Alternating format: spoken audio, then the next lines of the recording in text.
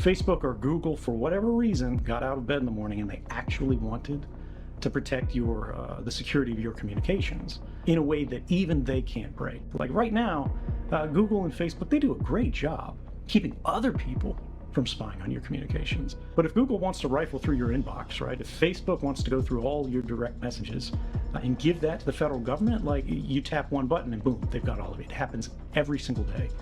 And this is actually a bigger thing in the COVID crisis. There's this idea called end-to-end encryption, which what it means is that when you send a message, when Billy sends a message to Bobby, Billy and Bobby both have the keys to unlock that message.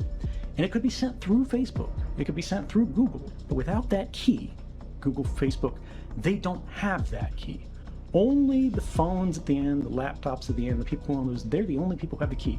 So if somebody comes to Facebook and says, we want to see that information, Facebook hands over the encrypted message, right? And Facebook goes, well, here you go, here's our copy, but we can't read it. You can't either. Now you've got to actually do some work on the government side and go get that key yourself. And then you can read it, right? But we can't read it. So let me go into some of that in a little depth. The number one target is the iPhone. If you have an iPhone, you get these little software update notifications all the time that are like, hey, please update to the most recent version of iOS. And that's a fabulous thing. That's a wonderful thing for security. Because the number one way that people's devices get screwed, if it's not just through user error, right, like you entering your password somewhere you shouldn't, it's like a fake site that looks like Gmail, but it's not actually Gmail, and you just gave the guy your password, now he uses your password to log in. But to actually break into a device is that it's not patched, right? Patch means getting these security updates, these little code updates that fix holes that researchers found in the security device. Well, Apple's really good about rolling these out all the time for everybody in the world. Looking for something on Google? You can search the web with real and organic search results and do it without anyone tracking your activity or data. We ourselves use Atlas VPN to protect our data online. Atlas VPN is more than just any other VPN. It blocks all malicious links, ads and trackers and notifies you when someone is trying to spy on or steal your data. If you want to grab Atlas VPN, they have a great deal going on right now for just $1.70 a month and 6 months extra for free. We've provided a link in the description you can use to grab this deal. Try it out with a 30-day money-back guarantee. Not only does it protect your data, it also keeps your searches completely private. Also, protect unlimited devices at once. No limits are set. One subscription only for the best price. That's why we use Atlas. Oh, did we forget to mention it saves you a lot of money booking online? It's that easy. Grab Atlas VPN using the link in the description and secure your data today. Problem is, basically all these different iPhones, right? You got an iPhone 6, you got an iPhone 8, you got an iPhone X, you got an iPhone, 3, whatever. These are all running a pretty narrow band of software versions. And so these guys go, if they want to target, for example, Android phones, like Google phones, like a Samsung Galaxy or something like that. There's like 1 billion different phones made by 1 billion different people. Half of them are completely out of date. But what it means is it's not one version of software they're running, it's like 10,000. And this is actually bad for security on the individual level. But it's good for security in a very unusual way, which is the guys who are developing the exploits. The guys like this NSO group who are trying to find ways to break into phones.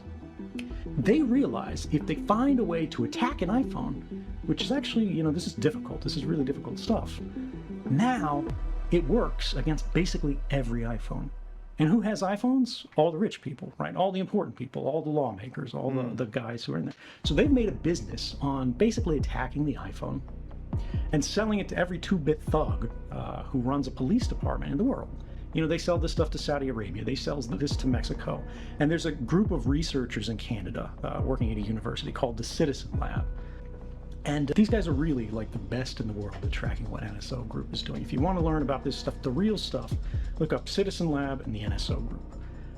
And what they have found is all the people who are being targeted by the NSO Group, the classes of people, the countries that are using this.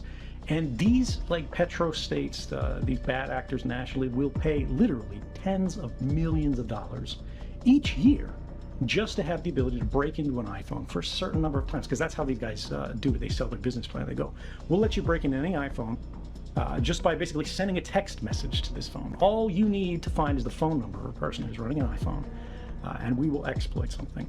Like the easiest forms of exploit, or rather the easier types of exploits, are where they send you a text message, right? And it'll be like an iMessage or something like that. And it's got a link in it that'll be like, oh gosh, terrible news, you know, your buddy's father just died, and we're making funeral arrangements. Are you gonna be there? It's the day after tomorrow. And when you click the link for the funeral arrangements, it opens your web browser. And the web browser on your phone is always the biggest, most complicated process in it, right? There's a zillion lines of code in this, as opposed to an instant messenger where there's fewer lines of code in it. And this is the problem, is on the phone. You can replace the phone, right? And they'll lose access to that. But if they've already used that to gain the passwords that you use to access, you know, your iCloud or whatever, when they have control of the phone, they've already got your photo roll, right? They've already got your contact list. They already have everything that you've ever put in that phone. They already have all your notes. They already have all your files. They already have everything that's in your message history, right? They can pull that out immediately. And now, because they have, you know, all your contacts and things like that, they see that phone stop being active. They know you've changed your phone number. All they have to do is find the new phone number, and then they can try to go after you again. The benefit is, with that old style of attack, if you get that message and you don't click that link, you're somebody in a vulnerable class, right? You've had these kind of attacks against you before. It looks suspicious. You don't know who this person is. The number isn't right, something like that. And you save that link. You don't click the link. You don't do anything with that link, but you send it to a group like Citizen Lab. They can basically use that link to basically use like a dummy phone, like sort of a Trojan horse, to go to the site that would attack your phone and catch it. And this is what the sort of process that all of their research is based on. You got a smartphone, right? You might be listening to this. You got a phone somewhere in the room. The phone is turned off, or at least the screen is turned off. It's sitting there. And if somebody sends you a message, the screen blinks to life. How does that happen? How is it that if someone from any corner of the earth dials a number, your phone rings and nobody else's rings? Every smartphone is constantly connected to the nearest cellular tower. Every phone, even when the screen is off, you think it's doing nothing. You can't see it because radio frequency emissions are invisible. And so your phone is sitting there doing nothing, you think, but it's constantly shouting and saying, I'm here. Who is closest to me? That's a cell phone tower. And every cell phone tower with its big ears is listening, and it compares notes with the other network towers, and your smartphone compares notes with them to go, who do I hear the loudest? And who you hear the loudest is a proxy for closeness, distance. They go, whoever I hear more loudly than anybody else, that's close to me. So you're going to be bound to this cell phone tower, and that cell phone tower is going to make a note, a permanent record, saying this phone handset with this phone number at this time was connected to me. And based on your phone handset and your phone number, they can get your identity. But what this means is that whenever you're carrying a phone, whenever the phone is turned on, there's a record of your presence at that place that is being made and created by companies. Now these things are stored. Now these things are saved. It doesn't matter whether you're doing anything wrong. It doesn't matter whether you're the most ordinary person on Earth, because that's how bulk collection, which is the government's euphemism for mass surveillance, works. They simply collect it all in advance in hopes that one day it will become useful. The thing with shutting your phone off that is a risk is, how do you know your phone's actually turned off? When I was in Geneva working for the CIA, we would all carry like drug dealer phones. The old smartphones, old dumb phones, they're not smartphones. And the reason why was just because they had removable backs where you could take the battery out. And the one beautiful thing about technology is if there's no electricity in it, there's no battery connected to it, it's not sending anything, because you have to get power from somewhere. You have to have power in order to do work. But now your phones are all sealed, right? You can't take the batteries out. So there are potential ways that you can hack a phone where it appears to be off, but it's not actually off. It's just pretending to be off, whereas in fact it's still listening in and doing all this stuff. I wrote a paper on this specific problem. How do you know when a phone is actually off? How do you know when it's actually not spying on you? With a brilliant, brilliant guy named Andrew Bunny Huang, called the introspection engine. But for average people, right, this is academic. That's not your primary threat. Your primary threats are these bulk collection programs. Your primary threat is the fact that your phone is constantly squawking to these cell phone towers. It's doing all of these things because we leave our phones in a state that is constantly on. You're constantly connected. But the whole idea is we need to identify the problem.